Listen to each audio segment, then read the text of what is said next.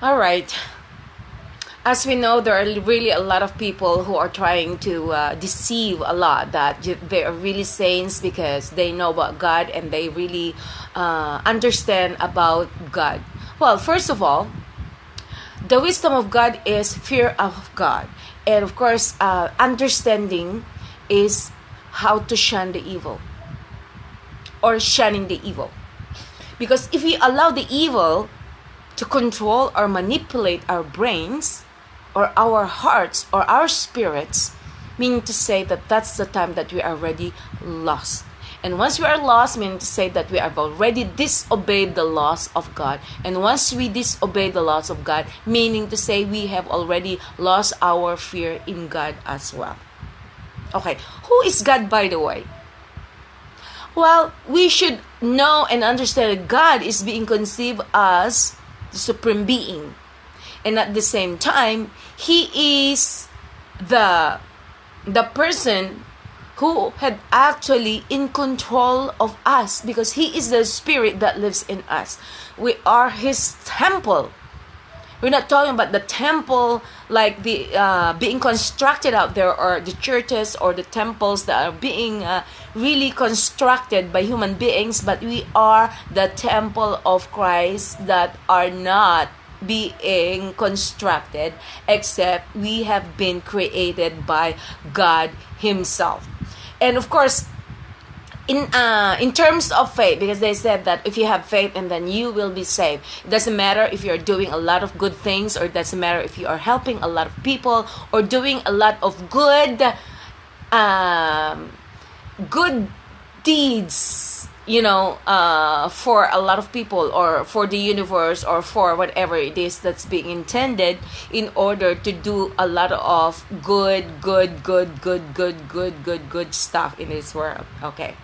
But, the principal object of faith is God Himself. That's why, if you don't have faith, and then you'll not be saved. Meaning, what they're trying to say, what I'm trying to say, if you don't God, you'll not be saved.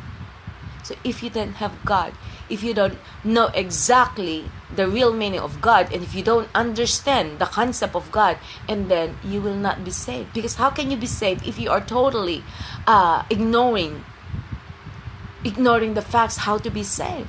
And to be saved is to have a wisdom and understanding that God is fear, God is love, God is the spirit of holiness, and at the same time, He is also the spirit of evil that had been manifesting in each of us.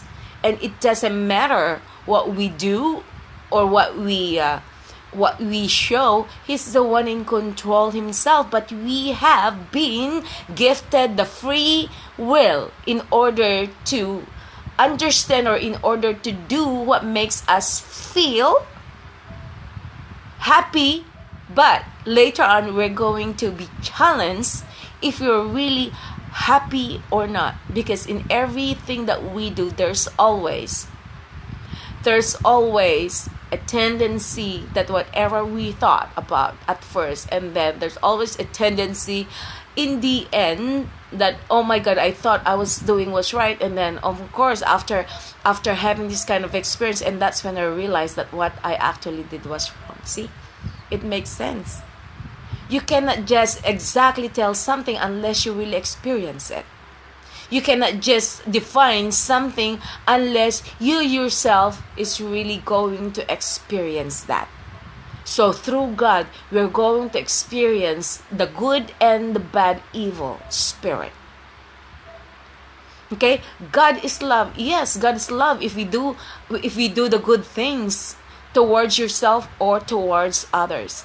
But God is also the evil spirit, because it's very, very it's simple, and it's very easy to be understood. That's been written in the Bible that God has also sent the evil spirit in order to destroy, or in order to torment somebody. And that's what it's going to do when our time is already here, when our time has come. in terms of him saying that I will come back. Yes, he will come back, but through your dreams. Because me, I've been in hell. Through my dreams, God came to me, and he has shown himself through the truth that has been blasted from the sky. And that's when I realized that, oh my God, this is now a wake-up call. I woke up, I was crying, and then the next thing I know, I've been challenged as Job. And of course, as far as Job is concerned, I mean, this guy is a very spiritual guy. He's been very, very loyal to God and stuff like that. But then, the only way to challenge, the only way to know that this person is really loyal and he was really very obedient to God is by challenging him through the evil spirit, through Satan. Huh? And then that's when God realized that Job was really a very loyal at the end, because after that he realized that Job has fear in God, and at the same time he has an understanding that without having to contest, or without having to be mad why he was being challenged by God. Meaning to say, he didn't allow the bad spirits or the evil spirits destroy his belief, his faith towards God.